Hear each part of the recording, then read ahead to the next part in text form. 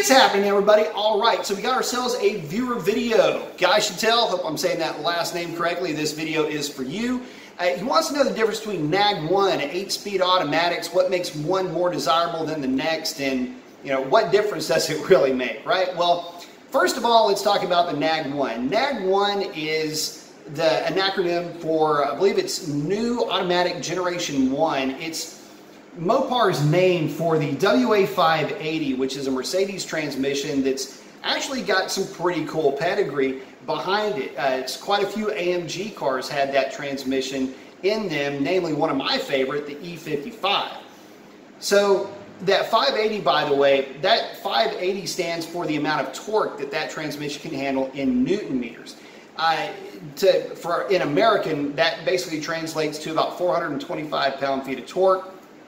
By the way, fast forward, the HP70 and HP90, the 70 and 90 respectively, are just short for 700 and 900 Newton meters worth of capacity, and that translates into about 525, 530 pound-feet of torque for the HP70. And if my brain's working, somewhere around 650, 675 pound-feet of torque for the HP90. However, that HP90 is known to be very underrated, so take that for what it's worth. But let's get back to the NAG1. So where the NAG1 does really well is it's a known platform. Those things have been getting hot rodded for a long time. They're quite a bit less in terms of just dollar amount to modify, get them to handle some very serious power if that's the direction you want to take your Mopar. But here's the downside to it. Well, it's really not a downside. It's just a fact of living with a car with a NAG1. If you've got a 309 rear gear and you're running a NAG1, your overdrive is going to be a 0.85, whereas the overdrive in an 8-speed automatic is going to be a 0.67. So the engine's going to be turning slower with the 8-speed than it is with the 5-speed. Not necessarily a bad thing, but if you did want to upgrade to a 370 or a 390, say for example if you wanted more acceleration for drag racing, or you're running maybe on a set of 22s and you need to bring the gear ratio more in line with the tire and wheel combination that you're running, just keep in mind that you're going to have a higher RPM going down the freeway. Fuel mileage is going to suffer a little bit. Some get a little bit turned off by the engine turning that high. I don't really have a problem with it, but just something to consider.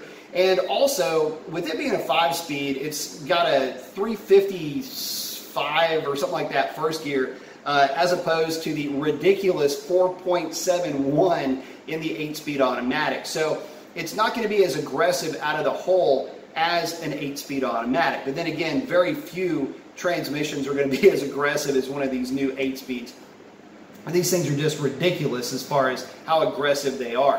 Whereas the NAG1 just has a more traditional gear spread than the 8-speed automatic. But that, in a nutshell, is the difference. So the 8-speeds, on paper at least, can handle more torque than the NAG1. And going down the freeway, gear ratio for gear ratio, they're going to get better fuel economy and just not be quite as buzzy going down the road. One other thing to consider, though, is when the 8-speed automatic was introduced for the Challengers and Chargers, that came in 2015, and that was the same year they did the facelift, both interior and exterior for those cars. So you got an improvement in the 8-speed automatic just in terms of acceleration and fuel economy, but you also got the looks to go along with it, with the interior revamp and with the exterior minor facelift that those two platforms received. So that's the difference really in a nutshell. And aside from the NAG1 cars right now being quite a bit less expensive than the 8-speed cars, which makes them easier to get into, to be honest with you, you may not really even notice a huge difference in just your general driving impression one to the next. I'll take that basically and say this also, that if I were to put you in a NAG1 car, you would not be disappointed with its performance whatsoever.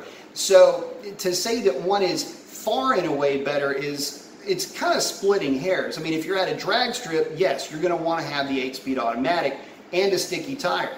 That combination is known for putting a hurtin' on a lot of different cars that you wouldn't think that it would, just because the transmission is so good. But for just general playing around on the street, I don't know, the NAG1's tough to beat. Not to mention the fact that if you blow one up, which is actually harder to do than you might think based on that torque rating, they're a hell of a lot less expensive to fix or replace. So, I don't know.